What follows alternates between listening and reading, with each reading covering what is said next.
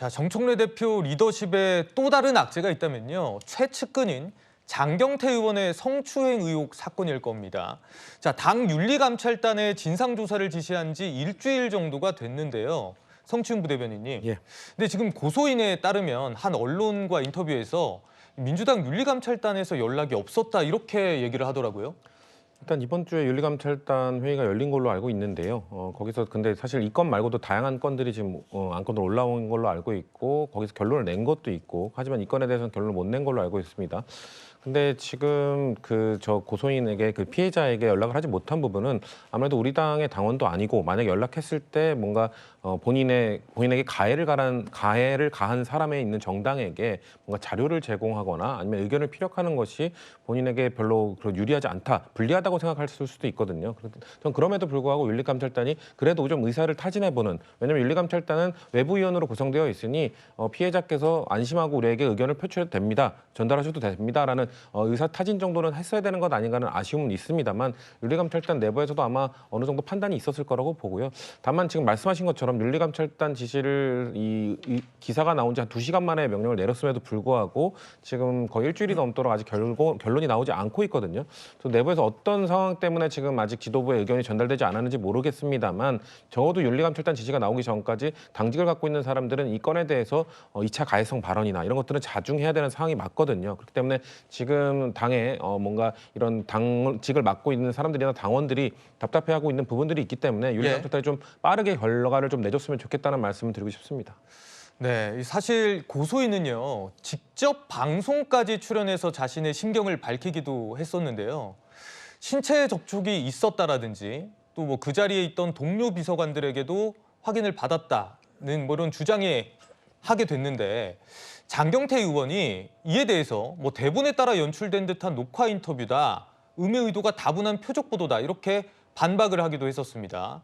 근데 이에 대해서 고소인이 추가 또 심경을 밝혔는데요. 뭐 억장이 무너지는 기분이다 이렇게 얘기를 했습니다.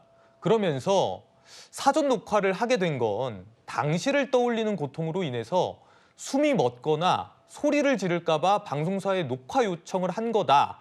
이렇게 지금 반박을 했거든요. 강전혜 대변인님. 네. 그렇죠. 지금 장경태 의원이 오히려 본인이 스스로 더 깊은 굴 속으로 들어가고 있는 것이 아닌가라고 생각을 합니다.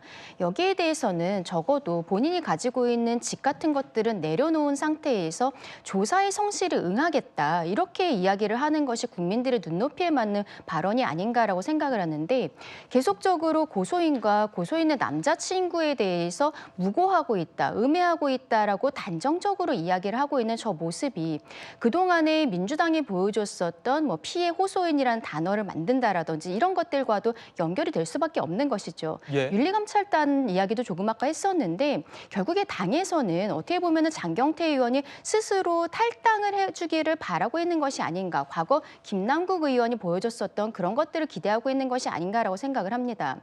이런 상태로 서울시당 위원장이거든요, 장경태 의원이. 내년 지방선거에 있어서 공천 관련해서 분명히 민주당에서도 성비위가 있는 사람들에 대해서는 공천에서 제외를 하겠다라는 그런 기준점들을 마련을 하고 발표를 할 것이라고 생각을 하는데, 서울시당 위원장이 스스로 지금 저런 형태의 의혹을 받고 있고 지금 보이고 있는 태도를 보았을 때 그것을 받아들일 수 있는 국민들의 눈높이에 맞는 것인가라고 생각을 할 수밖에 없는 것이죠.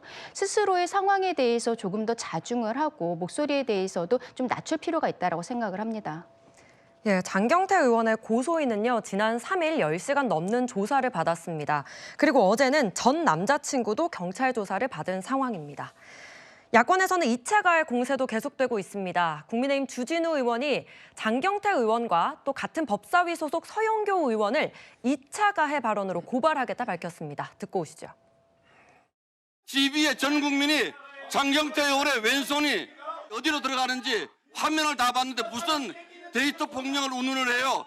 장경태 의원 당장 나가세요.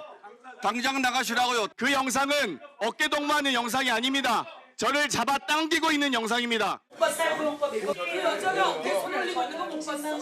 누가 보더라도 술에 취해서 몸을 못 가누는 장면을 가지고 마치 피해자의 손이 먼저 장경태 의원에게 갔다는 식의 피해자 책임론을 제기했습니다.